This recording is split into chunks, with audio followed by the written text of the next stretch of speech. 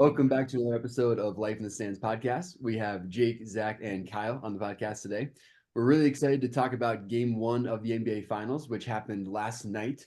We're really excited to talk about that game. We're going to let Kyle jump right into that. And then we're also going to have an NBA rapid fire segment. But first, before we jump into those things, we want to thank everyone for watching and listening. We appreciate all the support. Remember to check out Kyle and Beans' articles on Twitter and also go interact with us where they're at Twitter. That's where we're most interactive. And with that, Kyle, let's hear your thoughts on game one of the finals where the Celtics pretty handedly beat the Mavericks on their home court.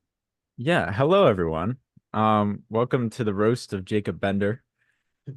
Today we will be discussing what transpired in game one of the NBA Finals. Just a couple questions for you guys first. Do you know what percentage of the time a team wins game one of the NBA Finals and goes on to win the championship? Just take a guess. Above 60? I would say above 60. Yeah. Yeah, it's 70%. So 70% not looking good for the Mavs. All right. Number two, do you guys know the Celtics playoff record this season? Oh, nobody cares about this season. 13 and Get 2, get the hell out. man. Man, Get the these hell guys out. I I just could not believe. I was editing a clip for the TikTok today, and I could not believe that there was no Celtic picks on here. I thought at least one of you guys would put some idea, out there like, oh, the Celtics, they're gonna pull it out. But no, there was nothing. And I was appalled. I really was because I'm not even a Celtics fan. I don't like the Celtics. I'm a Sixers fan. But as an unbiased sports fan, I don't know how I could ever think that the Celtics are gonna lose. I think this is like if it was the Nuggets or if it was the Timberwolves, I would have thought, oh, okay, it could go to 7. I don't even think this is gonna make it to 6. I think this is gonna be a 5-game series. I see no chance that the Mavs win. This is the best team I think that we've seen since the Warriors dynasty with KD, Steph, and Clay. Like, I don't think there's a team that's gonna beat this. You have a ton of guys who can be starters. I mean, for the Mavs, their second best player tonight was Jaden Hardy. Like, there's nothing there. None of them showed up. The lights were too bright. Kyrie choked on the main stage. It's over. It's been over. All right, man. I don't even know where to start with you. So you want to talk about 70% of the teams end up winning the finals after Strip. winning game one. Yeah. You know who was on the 30% side of things not too long ago? The Celtics. They won game one against the Warriors and lost that series a couple years ago. So I'm not too worried about that statistic. I still have hope for the Mavs, and here's where I'm going to start. That first quarter, I believe it was 37 to 20. Okay, I get it. Barrage of three-pointers, whatever. The likelihood of shooting 41% from three over a whole series, that's what they shot in a half. Bender, That that's their season average. If you want. they started the third quarter 1 for 8 from three, which allowed the Mavs to come back. So here's what I'm gonna say. You can either shoot yourself into a game or out of a game with three-pointers. So it's not like they're just gonna run the table with three-pointers the whole series. So they're gonna have to figure out other ways to score, which I think they can do. However, you're also not going to get the same game from Kyrie Irving when he shot, I believe, 6 for 19 tonight. You're not going to get that same game. If he ends up scoring more efficiently, which even like Luka had numbers tonight, but he didn't shoot efficiently, especially from three. He was just jacking shots. And honestly, in that first half, he shot a lot of ill-advised three-pointers just to kind of have a moment. And it Which is kind of took typical. them out of the game, which Very is typical. typical. Yeah. I think he'll get back to playing downhill like he was in previous series, which made them successful with kick out threes and lobs. Or at least I would hope that's the adjustment. Um, but I just don't think you can make the reaction of a gentleman's sweep after seeing game one.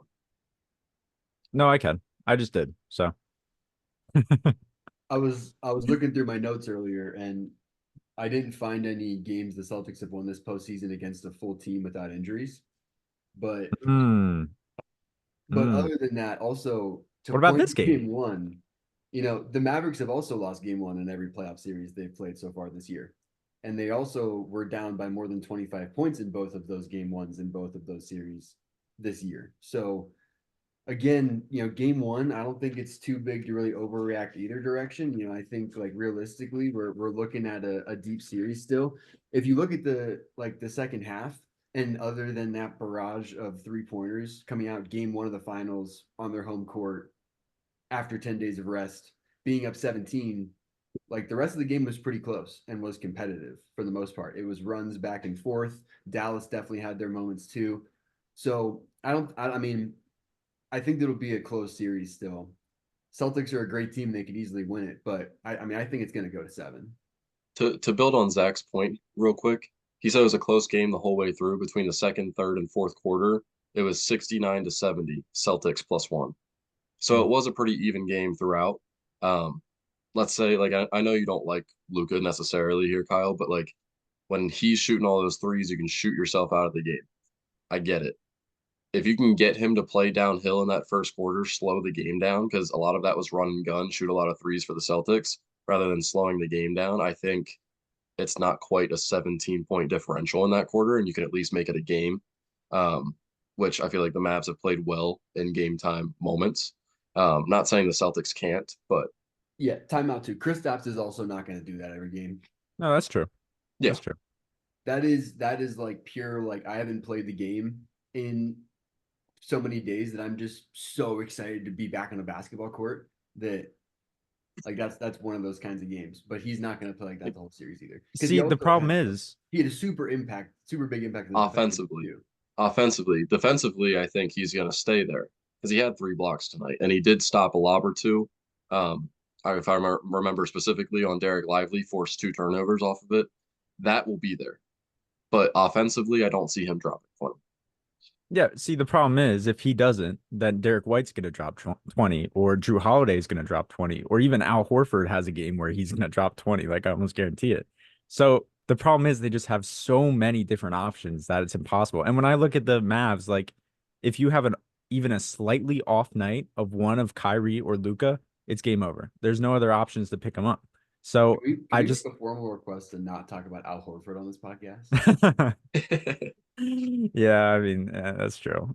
Because I feel like if we played the Celtics, I already know he would have went off for like 30 points every single game. That's just how it works. He hates the Sixers, but You're right, though. You're right. I mean, there's a lot of pieces there for Boston, but also Luka and Kyrie are the kind of players where they're not going to go a whole 7-game series without having 2 or 3 where they both do go off. that's true, yeah. But I just think we're underrating the defense of the Celtics. All year long, the Celtics have been the best defensive team in the league. And when you put Drew Holiday, who was defensive like player of the year candidate for most of his career, and Derek White's a very underrated defender, and then you have Al and Kristaps locking down the paint. I think even Jaylen Brown is a good defender. Like there's just they have defense everywhere. yeah, there's so much switchability Yeah. there, and I think that's what the Timberwolves lacked with Rudy Gobert, so they couldn't make those switches. But in this series, they can.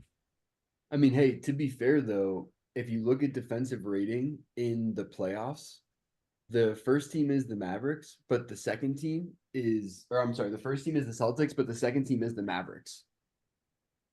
That's yeah, So, I mean, the Mavericks in the playoffs have been a very, very good defensive team. yeah, but also like the Timberwolves aren't exactly an offensive team. They made their bread and butter off the defensive end. So like that was a defensive battle. This is a whole different So, thing. so Kyle, you mentioned about Al Horford or whoever on that roster having a 20-point game instead of Kristaps. But the other thing I kind of want to talk about is PJ Washington's not going to shoot over 3 from 3 every series either, or every game in the series. So like you're not going to get a poor shooting night. I believe it was 7 for 27 from 3 for the Mavs tonight. You're not going to get 20% 3-point shooting from them, and that also expands the floor for Kyrie. I feel like they were able to close down on Kyrie, A, because the others couldn't shoot tonight, B, because he couldn't shoot the 3 ball tonight. He was 0 for 5 from 3 on plenty of wide open attempts. And I think that actually forced Luka to do too much. So I think you need to expect more from the others at this point, which is hard to do when the others are going to be defended by Drew Holiday and Derek White and all those guys. Yeah. So it is kind of hard to ask, but they've done it all playoffs long. Between Derek Jones and PJ Washington, they've been like gunslinging threes. Another Yeah. thing I'd say to that point though is that with Dallas and their role players in this game, it was on Boston's home floor. I see this as much more of like a role players play better at home in the playoffs kind of situation, right? There are games where all those guys that you mentioned on the Celtics will disappear. And it's kind of just like Jaylen Brown or just Jason Tatum, who might put up, 35 or 40. They have some of those games too. And there are games where all of Dallas's bench guys are going to be clicking and they're all going to be firing in all cylinders. And it's probably going to happen when Dallas is at home. So I think that, realistically, it's probably going to be 2-0 going back to Dallas unless the Mavericks come out and show us something different than what they could do in Boston in game two. But I bet that by the time we're heading back to Boston again for game five, I bet you it's 2-2. And the series gets really interesting at that point. Yeah, and real quick, and then I'll wrap this up myself. But I gotta say one more thing. that's Yeah. that's fine. That's fine. I'm wrapping up my own comments because Oh, I okay. feel like we can go on over and over and over again. That's But probably good. I think you've done enough talking. I'm not going that's crazy. You will see who's doing the talking at the end of the series. It's fine. All right. But no. So here's the other thing. We take Zach's that talking note. about the Mavs losing every game one of the playoffs thus far, and then coming back and bouncing back and winning the series. Obviously, that's how they made it this far. I trust Jason Kidd more. I feel like Missoula is getting carried by Celtics talent just because of the switchability. He doesn't have to make adjustments. They just got to play. Honestly, honest to God, they just got to play. Yeah. The Mavs are less talented, and you know this. The Mavs are less talented, not as deep. They have to make adjustments. But if anything's shown in this playoffs, Jason Kidd is very good at making adjustments after game one. So I think the Mavs have a chance at stealing one in game two. In game two. In game Really? two. Okay. If I had to predict, and I think Celtics in five was a little, that was just me trying to get under your skin. It's gonna be Celtics in six, but there's a possibility in five. So I think they win. Celtics win game one and two. They lose game three, win game four, go back home, and then either they throw one away, like do something, they're not playing as hard as they should be, and they throw one to the Mavs. So then it goes to six, or they just win it right there, and it's a gentleman's sweep. I don't think there's much of a chance. I can't believe you guys are still, I don't know, man. The talent is just too good. I'm sorry. Like you can say all you want about coaching this, coaching that, but like you said, the thing is coaching doesn't even matter because they're just too good. Well, with that comment and Kyle being a Celtics stan, we will move on to NBA No, I Rapid hate the Celtics. Fire. All right, with NBA Rapid Fire, this is quick questions. We want Bender and Kyle both to answer pretty quickly, and if they don't, we will yell at them. So, with the first question, let's have Kyle answer this first. Would you rather see the Lakers hire JJ Redick or Dan Hurley? See, I'm a big JJ Redick guy. I really love JJ Redick, so this is probably biased to me, but I think he's a great basketball mind. And I think he would kind of bring a level of like, not, I don't want to say companionship because that sounds weird, but like a level of kind of bringing the team together. Because it feels like these last Laker teams have just been so like disorganized, disassociated with one another. So I think this could really bring them together. So I would say JJ Redick personally. I don't think you can go wrong either way, but I think Hurley is the best long-term decision because I think you need to think about past LeBron whenever he retires. I believe the deal that's going to be made with Hurley is going to be a long-term deal, like more than 5 or 6 years, um, extended even for a lot of money, trying to pull him away from UConn. But I think that's the long-term investment. JJ Redick's the short-term investment. Very interesting. All right. The next question, let's go to Jake here on this next one. There's a new $76 billion NBA media deal with NBC, ESPN, and Amazon. Who of the inside the NBA, like TNT cast, will be hired first to a new company if TNT can't get any of the rights? The first one. I don't think any of them would. to be honest with you. I think they would either A, create their own little thing, whether it's a podcast or whatever it is. Shaq already has his own podcast. Ernie's already associated with them, even past that, because he does the March Madness stuff and everything as well. I believe Charles would probably stay on contract for March Madness too. I don't think Kenny would get a job back. Um, I don't think Charles would care to be back on set, like to fight for it. So I just think it'll all break up, which is sad. Yeah. No, I'm gonna agree. I think the vibe that I get from Charles is that he's ready to retire. He's done. He's tired. He doesn't want to do anything else. So I think if anything, it's gonna be Ernie just because everyone else is gonna be done. Um, and I think Ernie's a great basketball mind. So he's gonna start something and probably become like a lead commentator or something like that, which I would really like. Yeah. I think that'd be good. Yeah, I mean, and Ernie also didn't get that NBA player money, so he's got to keep working a little bit longer.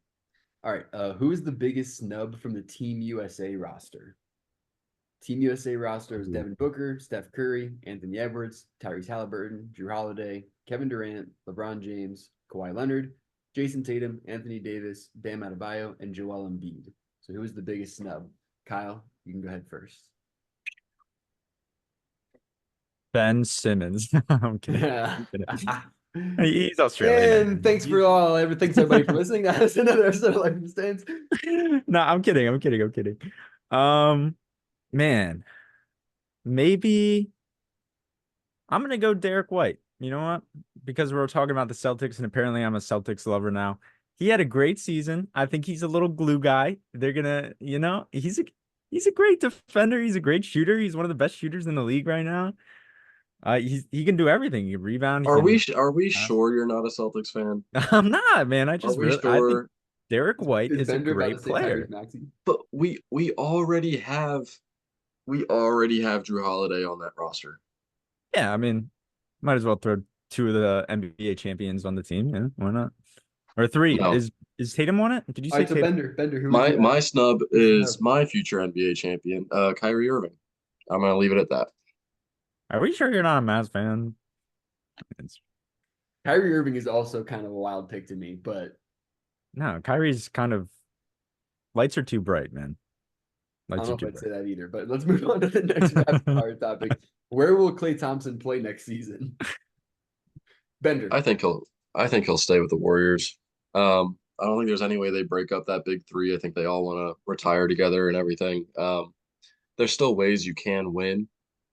In my opinion, I think you can trade for a superstar between Wiggins and Kuminga, especially with Kuminga being the young piece that your trade partner would probably want, and Wiggins, A, taking time off, B, not performing as well after they won the first championship together. So I think there's moves to be made. Yeah, I wouldn't trade Kuminga though. I think Kuminga's really good. He's going to be a star in my opinion. So I would say let him walk. And we were actually talking about contract wise, like Bender, I think, said that somebody was going to offer him a max, and I was I don't think he's going to get a max contract. So Orlando's going to be close to it. Really, yeah, that's the team. Coming off the season he had, I just can't see anyone offering him a max contract. I think if anything, maybe he goes to like Cleveland or something. But I do think it's most likely that he just goes back to the Warriors and they just kind of throw the season away. I don't think they do anything if he goes back and they waste money on that. Real quick question. Would you trade Kuminga if it meant getting KD? KD's not coming back. He would never come back. Moving on to the last rapid fire question. Okay. Maybe those are topics for future podcast discussions. Good idea. Good idea. We also need to move quicker on these questions, guys. You're right. You're right. I just get it. Like, I mean, especially kind of both of you, especially when it's like, oh, he's going to stay with the Warriors. Like, yeah, Celtics lover over here. Real exciting. Real exciting. All right. Last question. James Harden recently said that he wants to be remembered as a winner. How do you think he'll be remembered in 2 sentences or less? Kyle, you can go first. Like Russell Westbrook, but not as cool. Like the guy he got rid of, Chris Paul. Chris Paul. I think he's gonna be remembered more like better than Chris Paul. This guy averaged 50 like over a stretch, man. They both didn't win rings, arguably Hall of Famers. Yeah, yeah. Interesting. All right. Maybe more topics for longer discussions in future episodes. But thanks everyone for watching and listening this episode of Life in the Stands podcast.